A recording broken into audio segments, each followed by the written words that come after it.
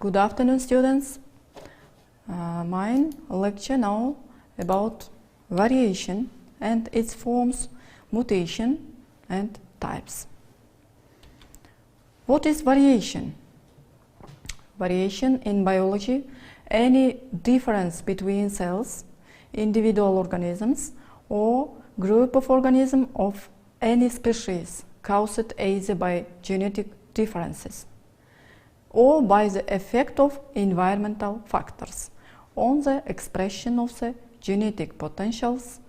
Variation may be shown in physical appearance, metabolism, fertility, mode of reproduction, behavior, learning, and mental ability.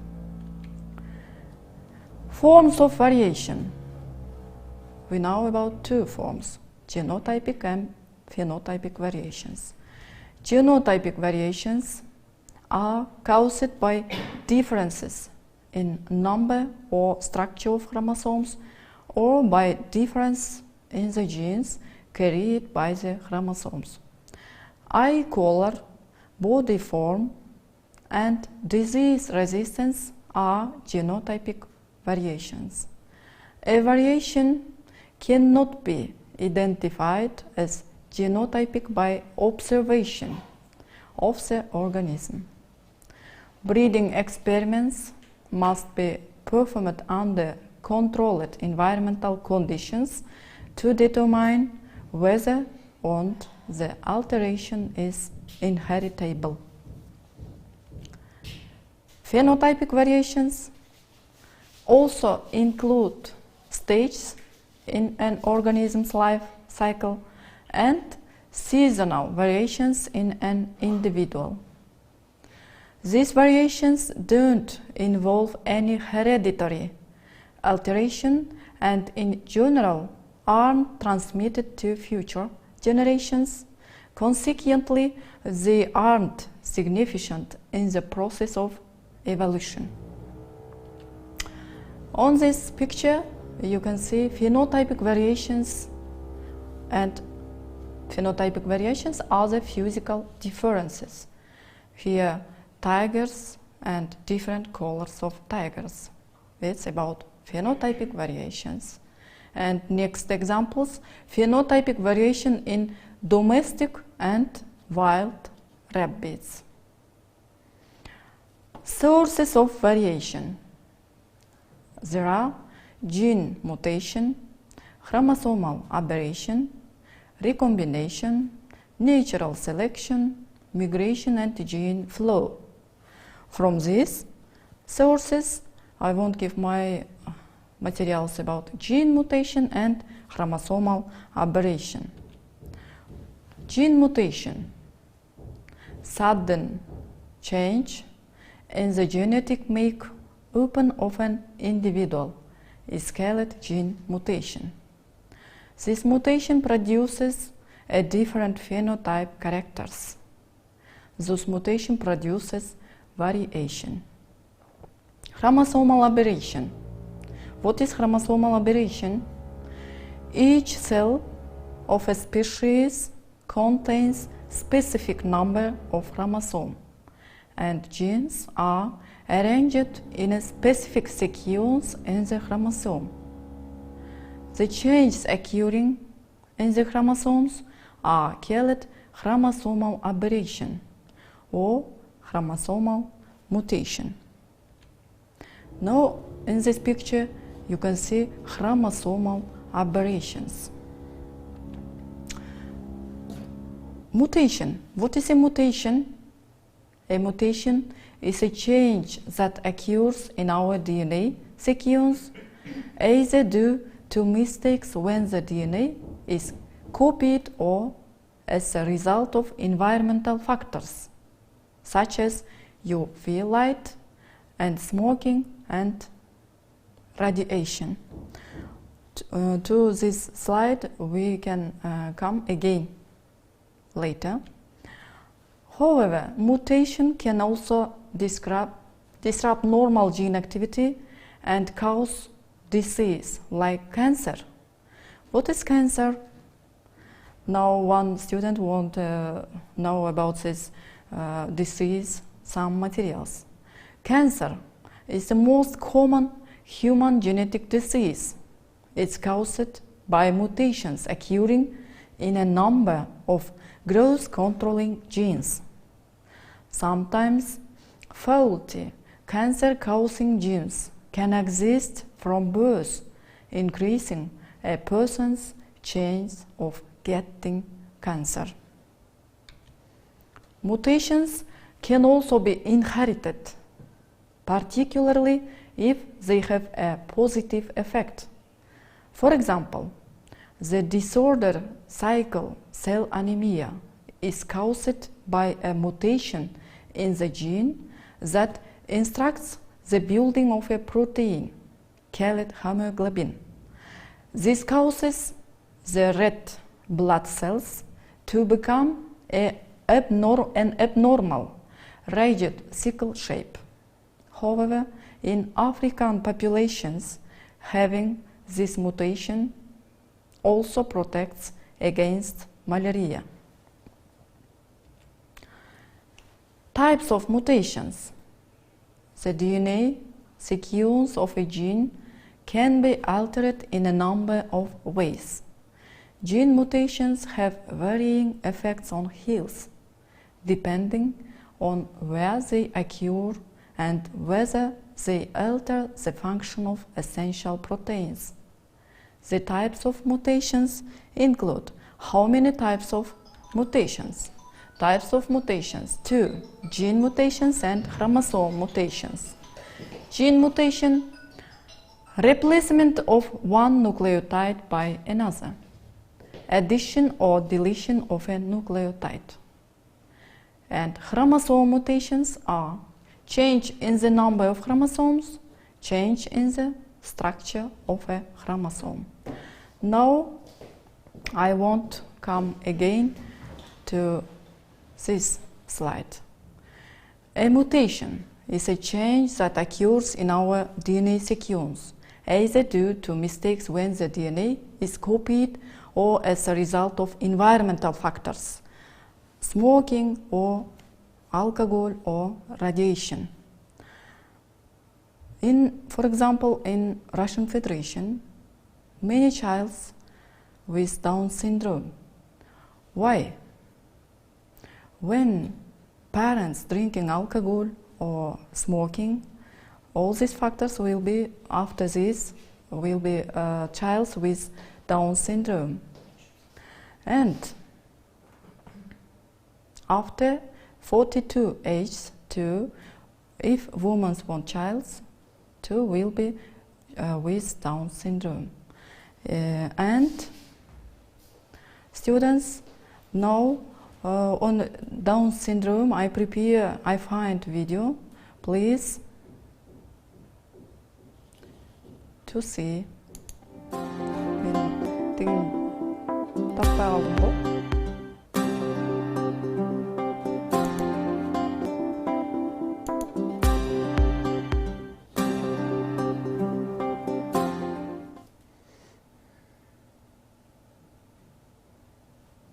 How to make a human. Usually this massive document is packaged up nicely into a storage bin called a chromosome. Actually, usually we have 46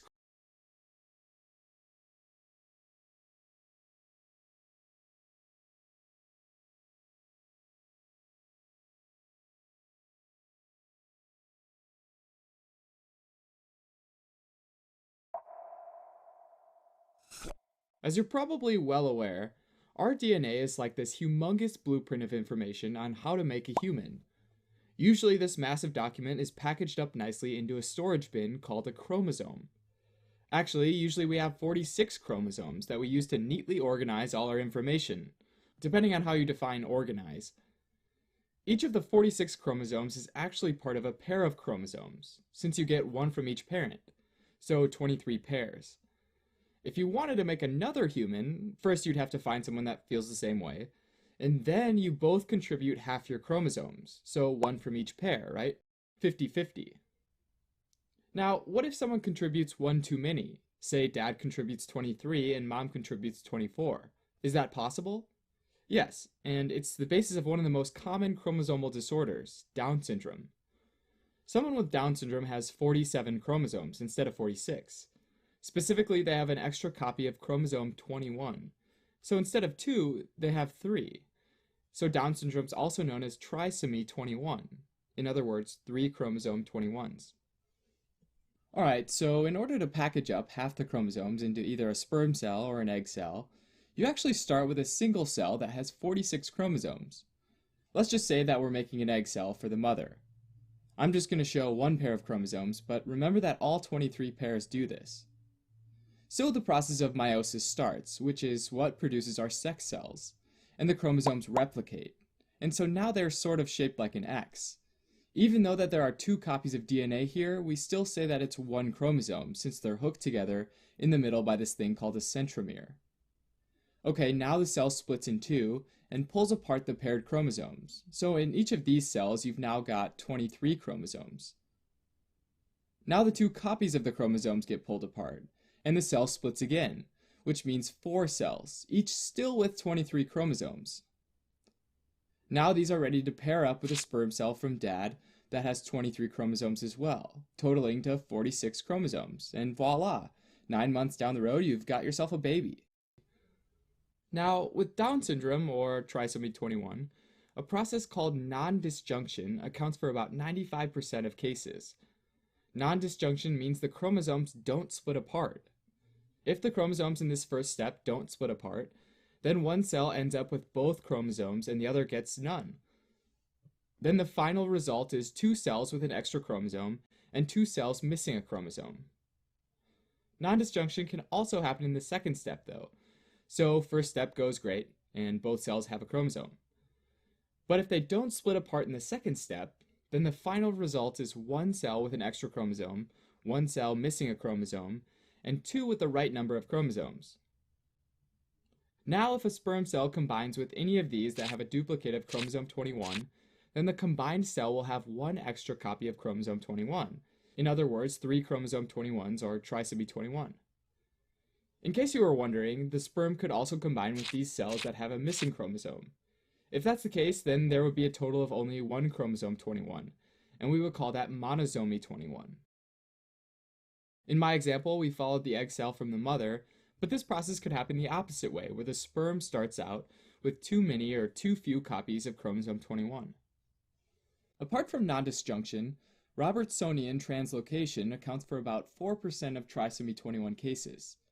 Translocation, in this case, is a fancy way of saying move from one place to another.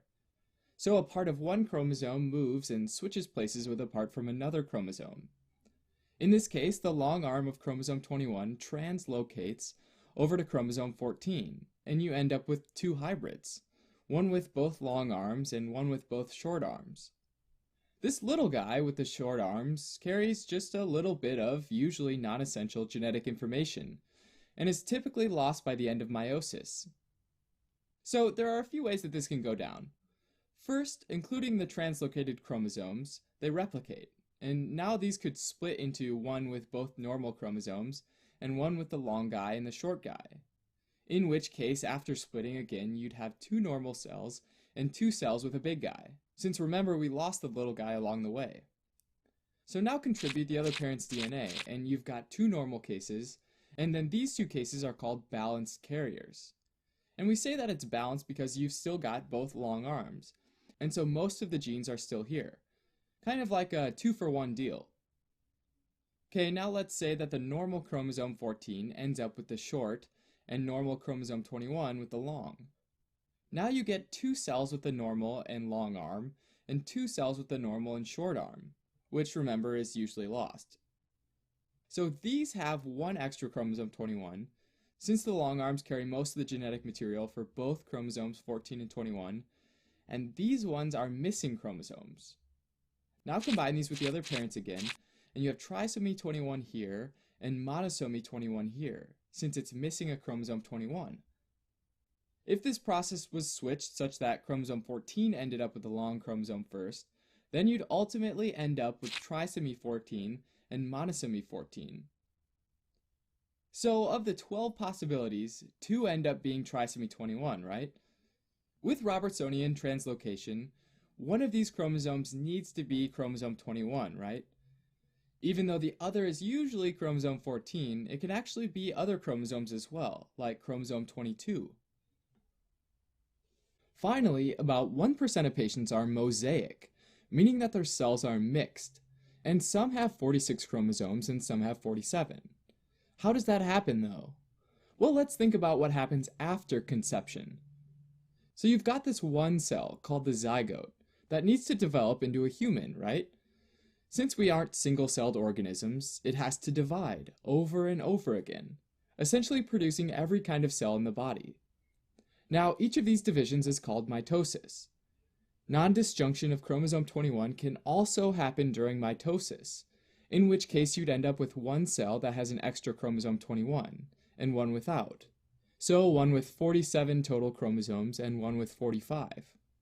The cell with 45 chromosomes isn't able to survive, but the one with 47 does survive, and continues to replicate and produce more cells with 47 chromosomes. If this happens early on in development, then you can imagine that a lot of cells down the line can have 47 chromosomes, right? If it happens later on, then less cells will have 47 chromosomes. Mosaics can also happen when the zygote starts with trisomy 21, or 47 total chromosomes.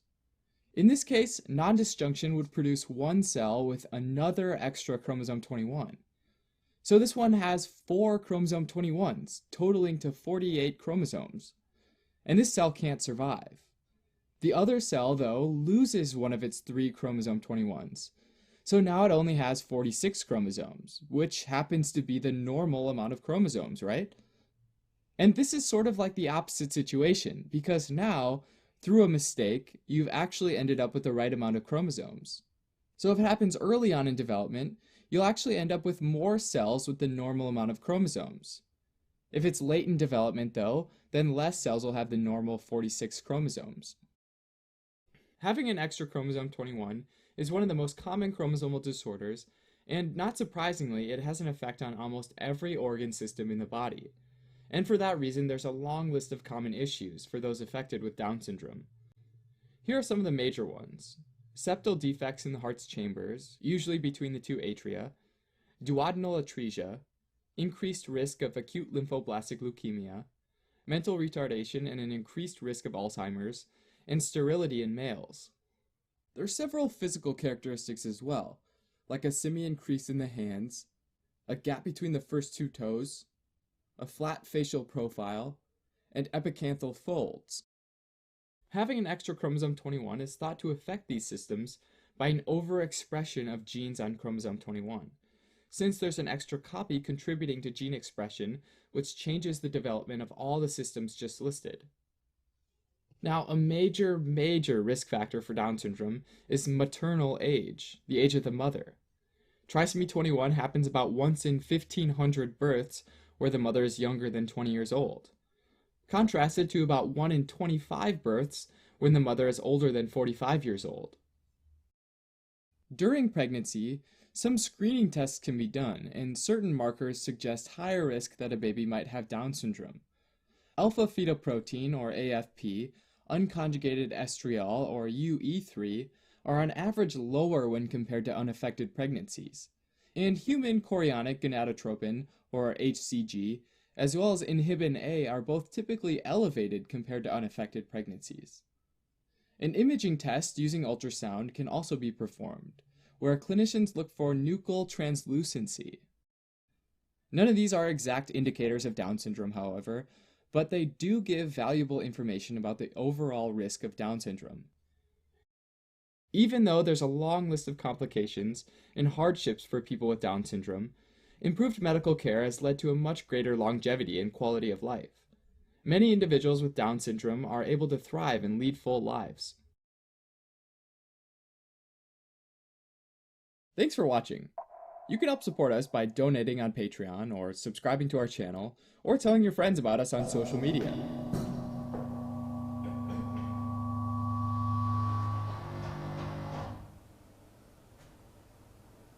All these materials for you, students. I am finished, and see you later.